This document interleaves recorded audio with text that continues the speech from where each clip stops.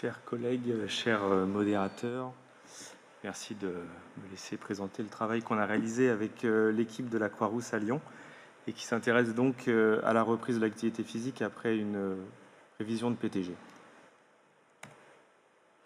Ce qu'on a constaté ces 20 dernières années, c'est une augmentation d'implantation de PTG chez des patients de plus en plus jeunes et de plus en plus actifs. On augmente, on voit ça dans la littérature, on constate une augmentation du taux de révision qui monte jusqu'à 35% chez les patients de moins de 60 ans, avec un risque de révision qui est multiplié par 2 entre 5 à 10 ans après la pause chez les patients sportifs. Donc la question qu'on s'est posée, c'était la suivante: quels sont les résultats fonctionnels après révision de PTG au regard de l'activité physique chez ces patients plus jeunes? Pour ce faire, on a monté une étude monocentrique avec une inclusion de mai 2019 à juin 2021. Cette étude comparait deux bras, un bras patient opéré pour PTG de première intention et un bras pour révision de PTG. On a pu inclure 521 patients dans le premier groupe et 151 dans le groupe révision. Après exclusion de certains malades et notamment en appariement selon l'âge, le sexe et l'IMC, on a pu analyser in fine 110 patients par groupe.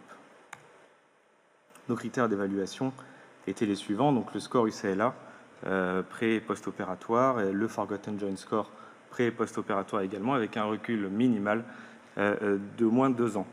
Évidemment, le type d'activité sportive récupérée et la durée avant cette reprise d'activité. Voici le tableau donc, qui récapitule les caractéristiques démographiques. On voit qu'on est globalement comparable sur les deux groupes. La durée de suivi moyenne était de 40 mois et on constate par ailleurs une nette prédominance des implants de type CCK dans le groupe révision à hauteur de 75% environ.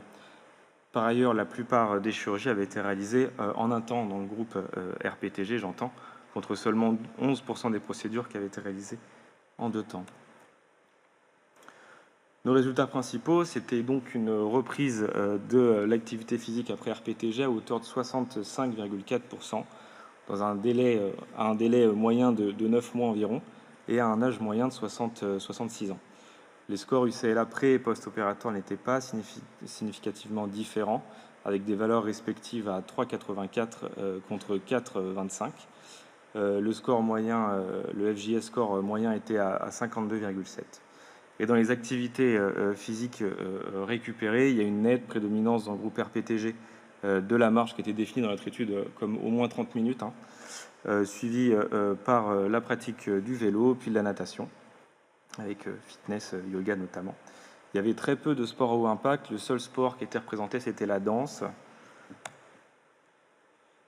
On s'est ensuite intéressé aux éventuels facteurs prédictifs pour une reprise d'activité physique et le seul facteur prédictif retrouvé était le score UCLA préopératoire qui était plus important et ce de façon statistiquement significative. On n'a pas constaté de différence statistique sur le type d'implant ou les procédures en 1 ou 2 temps. On a ensuite réalisé une comparaison entre nos deux groupes. On a constaté des différences statistiques sur les scores fonctionnels, notamment le score UCLA en pré- et post-opératoire, ainsi que le score fonctionnel KSS, à l'avantage du groupe PTG de première intention.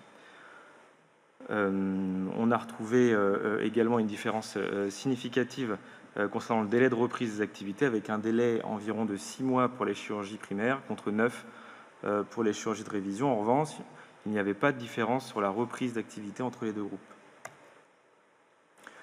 Dans les limites de notre étude, on peut noter le caractère monocentrique, l'absence d'évaluation clinique, notamment concernant la mobilité, l'atrophicité musculaire, ainsi que l'absence de survie en fonction du type d'activité physique ou du type d'implant.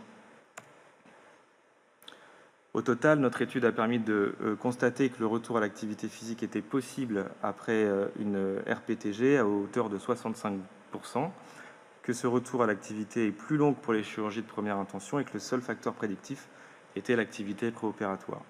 Cette étude, elle souligne donc l'importance de définir des attentes qui soient réalistes en pré-op entre le médecin et son patient. Je vous remercie.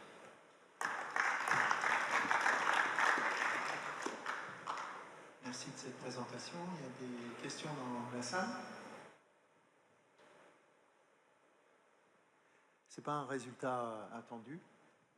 C'est comment l'idée de l'étude vous est venue à Lyon? C'est M. Lustig qui en a parlé, qui voulait faire une revue des activités physiques. Dans la littérature, il n'y a pas beaucoup d'études qui s'intéressent au sport spécifiquement sur l'RPTG. Alors après, dans les critères d'exclusion, il y a les RPTG avec rupture d'appareil extenseur, les RPTG avec des patients qui ont des déficits neurologiques, tout ça. Donc il y a quand même quelques patients qui sont exclus. Mais oui, l'intérêt de l'étude, c'était vraiment de se pencher sur le sport et la RPTG, qui était mal exploré dans la littérature. Merci. Merci à vous.